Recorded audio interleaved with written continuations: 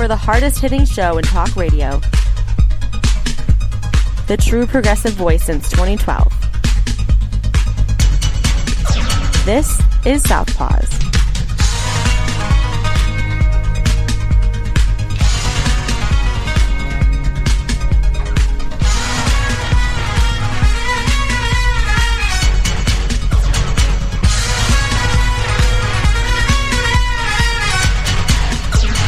And welcome to Southpaws on the Pacifica Radio Network. We are the leaders of the revolution. My name is Darren Gibson, and I'm your co-host. Yes, my name is Jack Prince, your fellow co-host.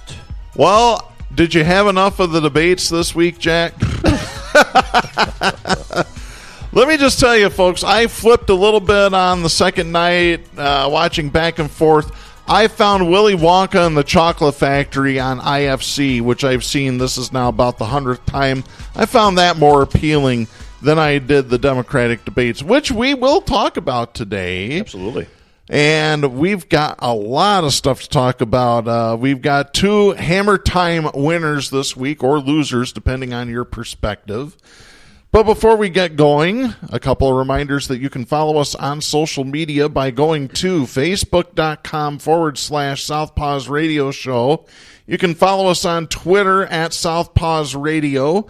You can become a patron of the show by going to patreon.com/Southpaws Radio. And Jack, I think I have an idea to get the Patreon kicked off. I want you to tell the story once we get done recording this show about your experience at the Home Improvement Center last Friday that you told me about on the phone. Yeah. We're just going to leave it right there. We're not going to tease it any further. If you want to hear the story, go to patreon.com/Southpaws Radio, and you can hear it there. Darren, great stuff. Back to your introduction to the debate and your enjoyment of the Willy Wonka retreat or substitute. I'd rather have a golden ticket, you know. Yeah, it really was the Democratic Party attack against Bernie Sanders. You have a race going on right now. It's called the DNC versus Bernie Sanders. And if anybody doubts that, if anybody thinks that's not true, you're going to hear an article here this morning called Bernie Sanders' Ideas Dominated the Second Debate. The real talent of these politicians, the 21, 22 of these corporate shills, is to pretend that you're in agreement with his policies, his platform, and then slowly and systematically stab him in the back for 2 hours and try and deride his policies. That takes real talent. And you know what? The DNC has accomplices in this called NBC News. If you don't believe us, let me play you this clip from last night. This is Rachel Maddow with an attack question against Bernie Sanders. This runs about 1:25. Take a good listen, folks. Senator Sanders, a Vermont newspaper recently released portions of an interview you gave in 2013 in which you said, quote, "My own view on guns is, everything being equal, states should make those decisions." No. Has your thinking changed since then? Do you now think there's a federal role to play? That's a mischaracterization of my thinking. It's a Look, quote of we have a gun crisis right now. 40,000 people a year are getting killed. In 1988, Rachel, when it wasn't popular, I ran on a platform of banning assault weapons and, in fact, lost that race for Congress. I have a D- voting record from the NRA. And I believe that what we need is comprehensive gun legislation that, among other things, provides universal background. We end the gun show loophole. We end the straw man provision.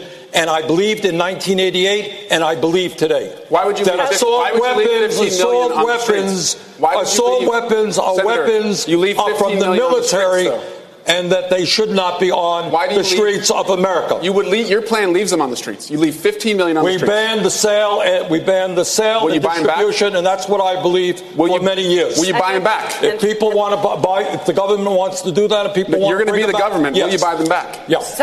Yeah, and right there was just one example of the attack questions that Bernie Sanders has received this week. And notice the little sparrow pecking away at the majestic Bernie Sanders. This little political Finch off on the side, nagging him, questioning him about the sale of the gun. You going to sell the guns? You know who that was? That's this little corporate paid little shillery named Silwell. Or is it, what is his name? Swalwell. Yeah.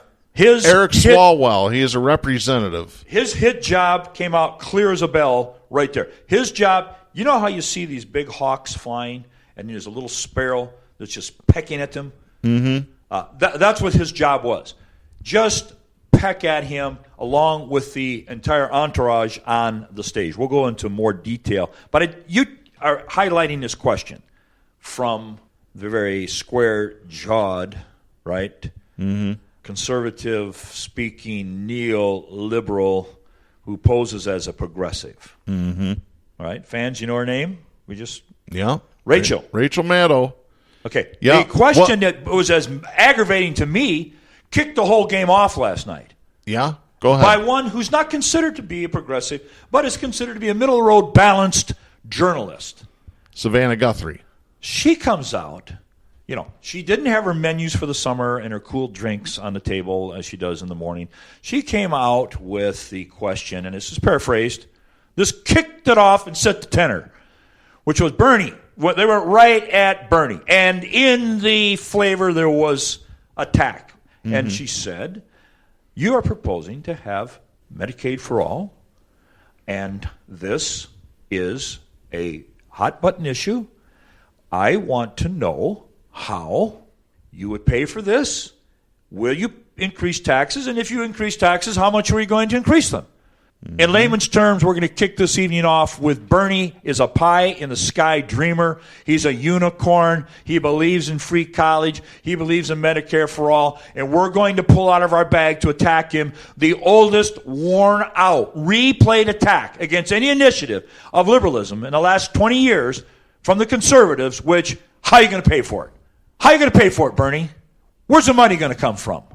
He's already explained multiple times where the money's going to come from.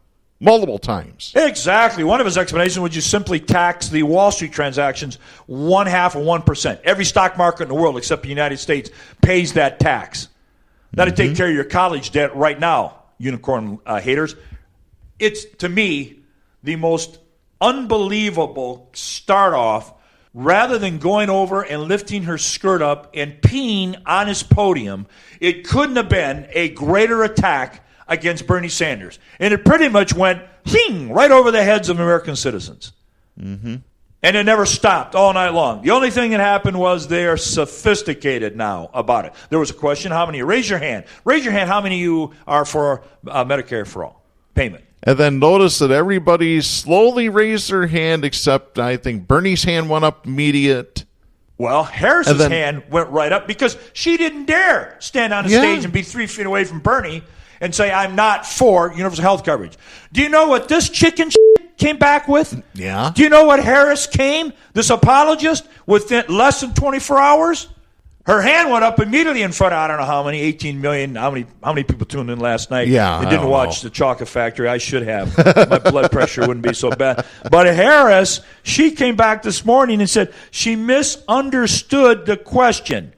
The question by Lester Holt was, how many of you would end private insurance? You couldn't say it any clearer. And he also prefaced that comment with this remark. He said, last night I asked the question, and there's been a lot of action, a lot of reaction to that question. And do you think maybe Kamala had watched it? Because she laid down her prosecutorial jobs Kamala and Harris. watched that. Yeah, she knew what the question was. She knew damn well what the question was, and she put her hand up, and then today, in typical Hillary fashion, backpedaled. Mm-hmm. She'd make Muhammad Ali look clumsy in the ring. She can backpedal, her and Hillary and all these establishment Dems faster than the greatest boxer maybe in history could backpedal. Weather vanes, backpedalers. I misinterpreted the question. 20 other people somehow got it through their heads, but and this was the opening question, mind you. But she misinterpreted it. Oh, I didn't misinterpreted the question. Yeah, sure you did. No, here's what it is. And this is a point that you're going to get to with the story you have about Bernie's platform being adopted. Let me just clarify that for people. Bernie Sanders' platform is not being adopted. The neoliberals are acting like they're adopting Bernie's platform. Here's your litmus test. Where were they in 2016 when Bernie had that same platform? You're damn right. Where were they? You don't hear about them. Most of them were superdelegates for Hillary Clinton. Sing it. You better pay attention, folks. You better do your research. You better dig a little bit deeper than the surface. You might not like what you find. Folks, here it is. And I'm talking to those of you that support Pete Buttigieg, Beto O'Rourke. Hell, if you support Elizabeth Warren, she's a neoliberal. Yep. All you got to do is take a look at Operation Choke Point. Folks, we've talked about that on this show. We're probably the only progressive talk show in the country that has even mentioned Operation Choke Point. That's right. The only ones. Not Tom Hartman, not David Pacman, hell, not even Jimmy Dore. We have. We're the only talk show in America who 2 weeks ago pointed out the fact that Biden had voted against the busing legislation, which I got to add is the biggest liberal cornerstone issue that the Democrats maybe tackled in the last 100 years. They went down to break the stranglehold of segregation in the South. Mm-hmm. I applauded it. I still applaud it. Mm-hmm. And there were brave, real progressive Democrats in those days that pushed it, except for one. His name is Biden, and it came out last night on the stage. But you didn't have to wait for the debate last night. We brought that issue out and clearly elucidated it 2 weeks ago.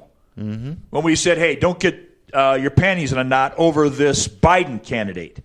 Mm-hmm. Here's what happened last night, folks. People out in Red River, Idaho, New Mexico, and people around the United States. This is what you had last night. They got together like a bunch of coaches before a football game. They said, here's a strategy, okay? This is called the B&B strategy. We're going to go after Biden, and we're going to go after Bernie. Mm-hmm. You take care of Biden, Kamala. You go after him on this busing issue. She had it planned out. She had it practiced. She was going to bring that gun out no matter what, and she did. And people today think she is just on fire. And the other attack will go against Bernie, and we'll all take our pot shots there. And then we'll throw in Marianne Williamson just for a little hilarious break, talking about the author that shouldn't have even been in the audience, for crying out loud, let alone on stage. Yeah. Tell you what, there was a great article that came out earlier this week at medium.com. This is written by Weston David Pagano. You need to read this. It's called A Guide to the 2020 Democratic Candidates You Should Not Vote For. And he goes after Joe Biden, Kamala Harris, Pete Buttigieg, and Beto O'Rourke. And this is a sourced article. There are sources to his arguments about why you should not vote for them. Let me just skip down and read this a little bit. Joe Biden has been personally involved in nearly every bad policy decision of the last 50 years. Currently coasting on name recognition and association with Obama, he can only go down from here as people realize he is more comparable to Trump than he is to anyone else. With all the negatives of Hillary's failed campaign but none of the positives, he would almost surely see us lose the general election again. If you love your grandchildren at all, please do not vote for Biden. Here are the top 5 highlights. Led the fight against desegregating schools. Voted for the disastrous Iraq War and still says he'd do it again. Wrote the racist crime bill that intentionally led to record-breaking mass incarceration, positioning himself to the right of even Reagan and Bush. Opposed Roe versus Wade and voted to allow states to overturn it like they are now, worked to undermine the ACA's coverage of birth control, does not view abortion as a choice and a right, that's a direct quote, and still opposed federal funding for it multiple times, including during this election. And the last highlight, long history of creepily groping, sniffing, kissing women and young girls just so many times, even including intimidation and continuing even now after his non-apology. And then they said, that's not all, and then they